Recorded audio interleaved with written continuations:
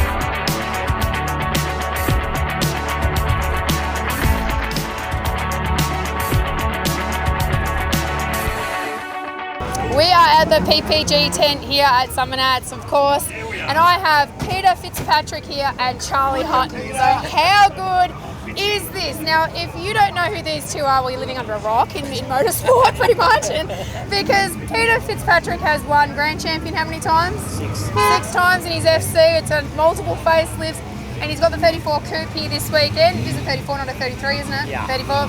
And Charlie Hutton, well, everyone knows who Charlie Hutton is and all the things he's famous for. And he's been out to Summernats many times. 5 times, I believe. It's number 5 as well. So obviously both, I would say, ambassadors of the Summernats here. So we're very, very lucky to have them here. So Peter, you brought the 34 down this week, no FC?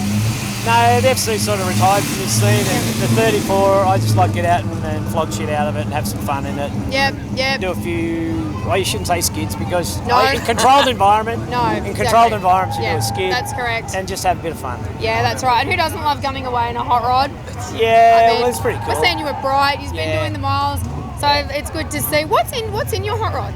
It's a 454 Motown small block. Nice. So it's very, very clean. And how long did that take you to build that? It's a bit of a long story. It got burnt, and then I bought it off the guy. I helped him build it to start with, and he burnt it because he didn't take any notice of what I told him to do, and it caught fire. That's why I call it Way burning. to cover yourself there. Yeah. That's why I call it Burning 34. Everyone says, why do you call it Burning 34? Because it was actually... in there. And because it was burnt. But you've also brought the EJ behind us, the wagon. Yeah, the Voga Motors. Yep, the Voga Motors. EJ wagon. And this is its first event. It's just, you just put all the riding on the side of it. Yeah, and it's a pretty cool old car. And my friend Charlie Hutton here, actually he just cut 3 laps off Top Street. There's a bit of selling point here because it is for sale. Now we can officially say that's right. It's been lapped. It has been lapped. By Charlie Hutton. All right, there we go. So Charlie, was that your first time you've cruised around here? That is the first time I've ever done that. And you went down Tough Street, and it's pretty crazy down there right now, isn't it? Oh, it's insane down there. Did they notice it was you driving? It was so funny because at the first as we were going through, you'd get a lot of the point. Was that? And then all of a sudden, when they noticed, everybody was going nuts. And what were they yelling out? With keeping it very PG, what did they yell out? No, it was so funny because they wanted us to do burnouts. We had a car full, and this guy do it. And what's in the EJ? Is it stock?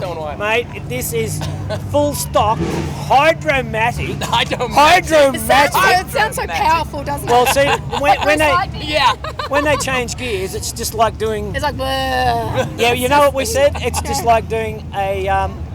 can I say that on air? A bog dump. A number 2. A number 2. We're very...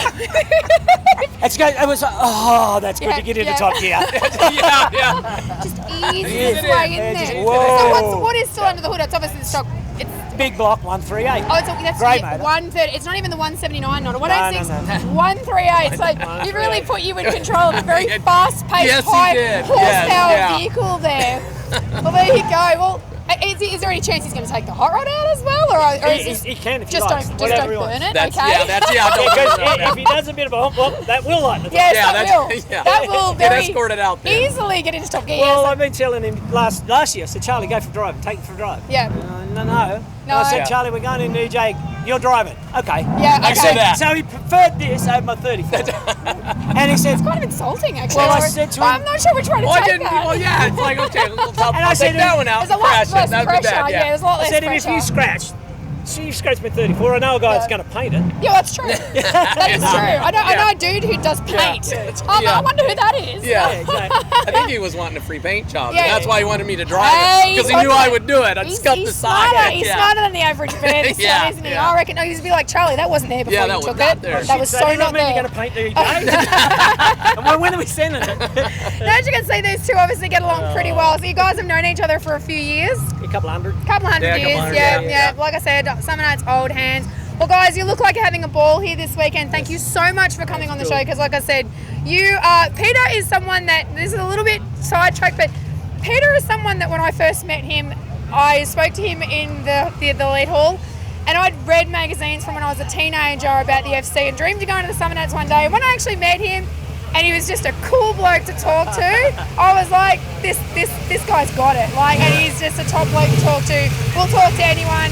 We'll have a beer and a drink like we did at MotorX, and it's just been awesome. So I can see why you are grand champion, not just from the quality cars you build, but also being that all-round personality that you have. It's fantastic to see. And Charlie, you too, because I've met you twice now and I've interviewed you for Summernats and everything, and you're just terrific to talk to. You can see how passionate you are about motorsport as well. So thank you very much, guys, and have a great weekend. That's terrific. Thank you. No worries. We'll talk to you all soon.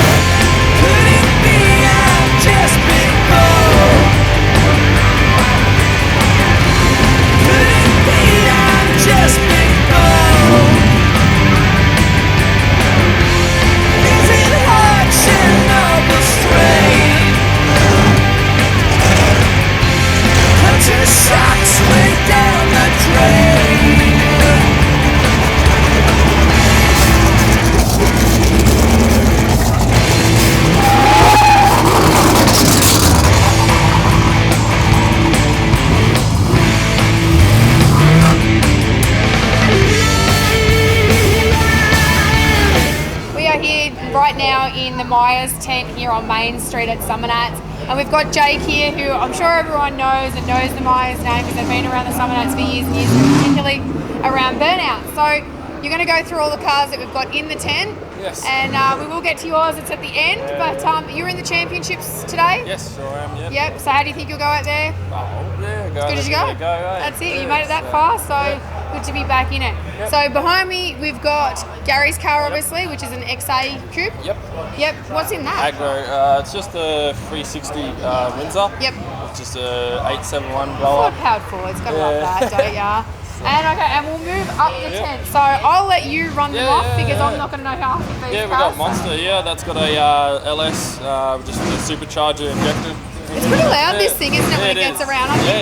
Quite a few times when we've been filming, we haven't been able to hear. Then we got the hand-controlled V8 here. Yep. That's King V8. Just an LS with an injector hat on it. When you say it's hand control? Yeah, he's in a wheelchair, so it's all hand controlled. So. Someone did mention that to me on one of the feeds I was doing for Summernats, and they said to me there's something about a car, and I didn't know who. There we go. I learn something new every day. Good work. Doesn't let him stop in. And we got Matty James with the compact and the unwanted ute. Now, how has he gone with these over the weekend? He's qualified for the Masters in the top 10. Yep. So he's got 2 cars. It's the first one in Masters history to ever get 2 cars in. I was going to say, because I know there's a couple of compacts that are skid cars, because there was another one out there as well, but I've seen these at Red Summernats. He had the compact there, I think. Yes, I think he had both of them there. He definitely had this here, because I've seen them working on it. Very good. There's some good shots of this when it actually had a big fire at the back of it. It did. That was a good picture. We've got Gem War, just an LS with a supercharger with injector hat. Good old Geminis. We got Up for War. It's just a LS with. And is anyone else here qualified in the Burnout Masters, or is it at the moment just the 2 down there? just these 2. Just unwanted and compact. There was a lot of WA cars. There is. I reckon the WA car will take it home. Oh look, I'm going for Shane D'Amato only because Shane's from Victoria, so I'm like, okay, and he's a mate of mine somehow. But no, it'd be good to whoever wins it. There's a lot of good cars and good guys in that batch. We've got Alcatraz. He's from Western Australia. Just a small block Ford, supercharged, injected. And we've got your car. We've got Sicko. So, and we want to hear, guys and girls, Ryco Performance on there because Jake's car's been featured on the Ryco Performance and Ryco Filters. It's actually on the Ryco Filters Facebook page. Because Ryco's released their new range of O2 Rush, which is their performance air filters. So we've been seeing a little bit on there and got the stickers. Got a sticker even before I did. So I'm quite miffed about. So have you made any changes recently to anything on this car? Nah, you're pretty happy with it. Just the injector hat. I updated that earlier this year. But other than that. Was it always something you were always going to end up skidding this car? Oh yeah, well I skidded when I was 15. Yeah, I was going to say you would have been like, at what age did you just be like what was the age you hung your first skid? Like, I mean, it must have been 15. Really, 15. I don't believe that. I got the video. I reckon it would have been younger than that actually. Actually, no, I think I was like 10. Yeah. But that was in the backyard. Yeah, exactly. No, I'm not saying on the road. I'm saying. No, that's right. I reckon it would have been. I reckon it would have been quite a bit younger. I'm wondering there if Gary was going to say it was younger than that. But anyway. I reckon you probably went on a lap at some point or something like that, but we won't go into that. But it's definitely obviously in you guys' blood to be in this. So good luck today. Hopefully we'll find out some results before we get to go today. And give it a go out there, and I'm sure we'll see you out and about. Now you're back right into it again. You're going to follow the championship series again. We'll go out to Perth, Darwin, Cairns. So we'll be all over. There's a fair bit of travelling. If you do or don't follow the Burnout scene, it is literally a championship that they follow state to state. It's everywhere. It's like I said, it's not just go out there and play a patch. There's a lot more to it than that. So good luck, and thanks for having us and talking to us today in the tent. Thank you very much. Cheers.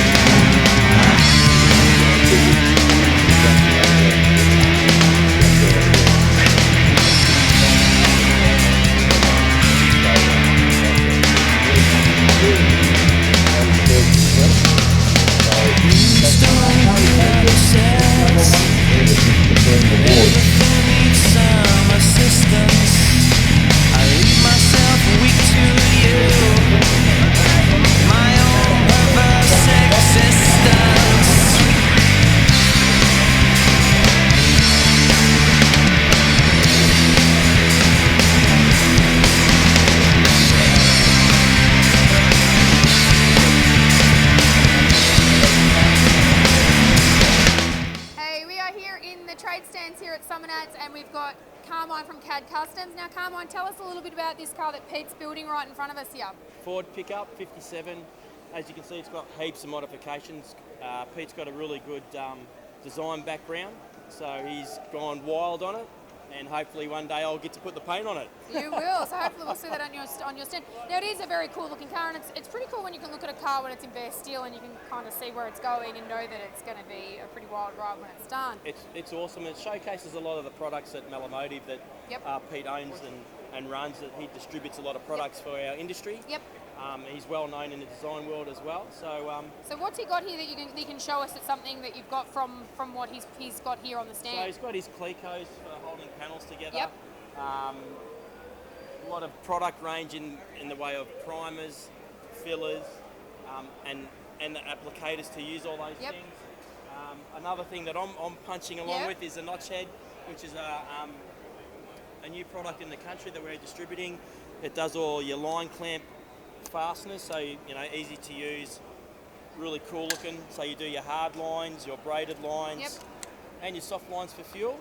They also do a really cool show bolt. So the reason that I got onto this was we wanted, on the builds that we build, something really good looking. That's 416 stainless, so it won't rust. Good quality stainless. Good quality, and a good looking bolt. It comes with its own little fastener, so you could actually put it on. What your guard bolts, any bolts that you put in your car, you can dress the engine bay up with a really good looking bolt. And obviously Carmine knows that attention to detail is what wins you shows pretty much. So it's the little things like this, stainless bolts and how they go on, and that attention to detail is, it's what gets you over the line. And we've also done a bit of a demonstration of the lines there, so Pete's put it in the engine bay here, just to see how the line clamps work. They're really cool. And they work really well. Nice. They came from a really well-known builder in the States. They built a Ford Rambler station wagon called for Rambo. Actually had a Ferrari motor in it. And they wanted something really cool that no one had.